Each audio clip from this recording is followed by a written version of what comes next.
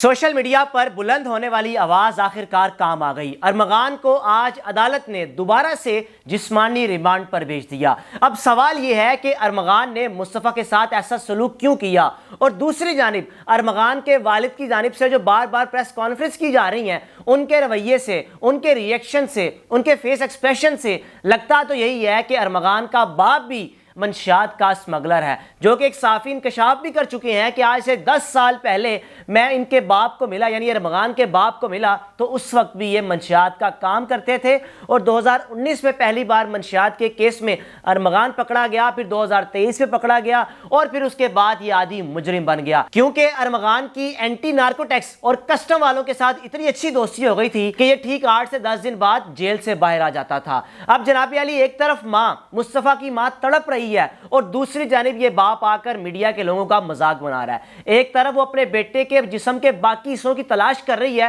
اور دوسری جانب یہ شخص آ کر الزام کیا لگا رہا ہے کہ ارمغان کو مصطفیٰ آ کر منشیات دیتا تھا 2.5 لاکھ روپے کی 5 گرام، یعنی کیس کو اتنا مینوپولیٹ کر رہا ہے کہ آ کر بجائے یہ بات ماننے کے کہ میرے بیٹے نے یہ کام کیا، الٹا مصطفیٰ پر الزام لگا رہا ہے، اور دوسری جانب اپنے آپ کو روک سٹار ظاہر کر رہا ہے کہ میں امریکہ میں رہتا ہوں، آپ مجھے نہیں جانتے، میں روک سٹار ہوں۔ جناب علی، 6 جنوری کو لاپتہ ہونے والا مصطفیٰ بالآخر جب ماں کی کوششوں کے بعد پولیس کو معلوم ہوا کہ مصطفیٰ کے ساتھ جو سلوک کیا گیا، ارمغان ایک لڑکی جو کہ امریکہ بھاگ چکی ہے، اور شیراز جس نے انکشاف کیا، اس کے بعد ہائی کورٹ گئی پولیس اور دوبارہ سے جسمانی ریمانڈ لینے کی استدعا کی، جو آج سندھ ہائی کورٹ نے منظور بھی کر لی ہے۔ اور ارمغان کو جب عدالت میں لے کر آئے تو اس نے کہا کہ مجھے پھنسایا جا رہا ہے، میں نے کچھ بھی نہیں کیا۔ حالانکہ ارمغان کے گھر سے جو خون ملا وہ مصطفیٰ کی والدہ کے ساتھ یعنی کہ ڈی این اے میچ کر گیا، جو اس بات کا ثبوت تھا کہ ارمغان نے ہی مصطفیٰ کو مارا۔ اس بات کا انکشاف شیراز بھی کر چکا ہے کہ جب میں ارمغان کو ملنے گھر گیا تو مصطفیٰ کی گرل فرینڈ بھی وہاں پر موجود تھی۔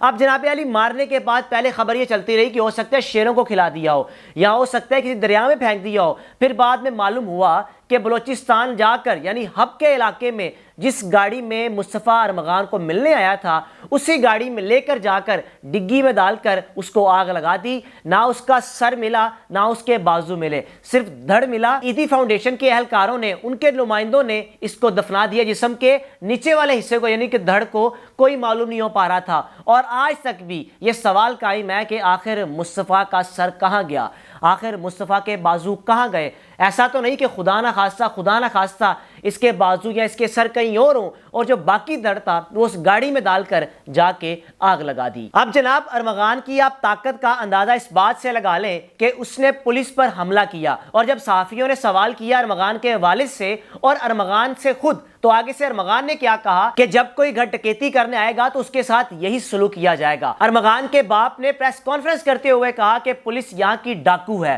پولیس ڈکیت ہے، اگر ایسے آئیں گے تو ان کے ساتھ وہی سلوک کیا جائے گا۔ اب سوال یہ ہے کہ ارمغان اتنا طاقتور کیسے، ارمغان کا باپ اتنا طاقتور کیسے؟ شیراز کے حوالے سے کوئی اتنی خاص بات نہیں کی جا رہی، نہ اس کی کوئی سٹیٹمنٹ سامنے آ رہی ہے، نہ اس کے ماں باپ سامنے آ رہے ہیں۔ ہو سکتا ہے کہ وہ اتنی طاقت نہ رکھتا ہو، ہاں ارمغان اور ارمغان کا باپ اتنی طاقت رکھتا ہے کہ وہ آ کر سوشل میڈیا پر، الیکٹرانک میڈیا پر میڈیا کے نمائندوں کو ایسا مینوپولیٹ کر رہا ہے، ان کو ڈانٹ رہا ہے، ان سے الٹا سوال کر رہا ہے، بجائے سوال کا جواب دینے کے صحافی سے سوال کرتا جا رہا ہے کہ میں روک سٹار ہوں، تم مجھے نہیں جانتے، میں ماضی کا روک سٹار ہوں، میں امریکہ میں رہ چکا ہوں، میرے بیٹے نے ایسا کوئی کام نہیں کیا، میرے بیٹے کو پھنسایا جا رہا ہے، اور پھر میرے بیٹے کے لیپ ٹاپس کیوں لے کر چلے گئے؟ اب جب صحافیوں نے جا کر ارمغان کے گھر کو دکھایا، یعنی سوشل میڈیا پر، الیکٹرانک میڈیا پر گھر کے سارے مناظر دکھائے، تو وہ گھر کم تھا، وہ قلعہ تھا۔ اس گھر میں الیکٹرانک ڈورز لگے ہوئے تھے، یعنی اگر آپ کسی کو گھر کے اندر بلانا چاہتے ہیں تو اوپر بیٹھے آپ کلک کریں، آن کریں، آپ کا گیٹ کھل جائے۔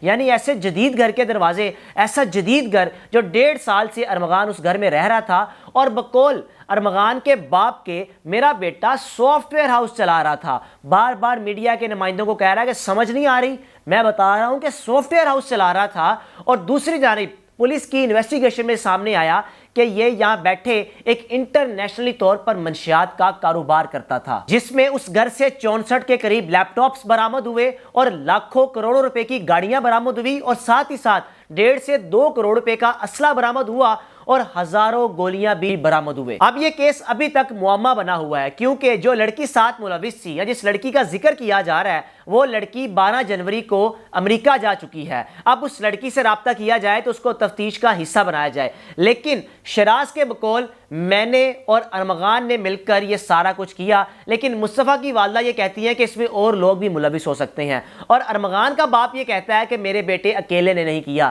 اب سوال یہ ہے کہ مصطفیٰ کے ساتھ یہ سارا سلوک کس نے کیا؟ سوشل میڈیا پر، الیکٹرانک میڈیا پر ہر جانب اس کیس کے حوالے سے بات کی جا رہی ہے، لیکن پولیس نے بھی اپنی انویسٹیگیشن ایک عجیب سی کی ہے کہ 1 مہینے بعد جا کر جب ارمغان کے گھر میں چھاپا مارا، الٹا پولیس خود گولیاں کھانے کے بعد پھر اس کو گرفتار کر پائی. یعنی پولیس بھی شاید صحیح طریقے سے انویسٹیگیٹ نہیں کر پا رہی. پھر جب اس کیس کے حوالے سے الیکٹرانک میڈیا پر بات کی گئی، سوشل میڈیا پر بات کی گئی، تو پھر جا کر اس کیس نے ہائپ کریٹ کی. اور پھر ارمغان کو جب 1 روزہ جسمانی ریمانڈ لینے کے بعد جب جج صاحب نے، یعنی کہ مجسٹریٹ صاحب نے اس کو جوڈیشل ریمانڈ پر بھیج دیا، تو دوبارہ پھر سندھ پولیس کو ہوش آئی کہ ہمیں اس کا دوبارہ سے سندھ ہائی کورٹ کا دروازہ کھٹکھٹا کر اس کا جسمانی ریمانڈ لینا چاہیے، اسے ہمیں مزید انویسٹیگیشن کرنی چاہیے. آج ارمغان کو عدالت میں پیش کیا گیا. جب اس کو گاڑی سے نکالا گیا، بختر بند گاڑی سے، تو چہرہ سے نظر آ رہا تھا، لیکن جیسے ہی گاڑی سے نیچے اترا، ایک کالا ماسک اس کے چہرے پر چڑھا دیا تاکہ اس کا چہرہ نظر نہ سکے.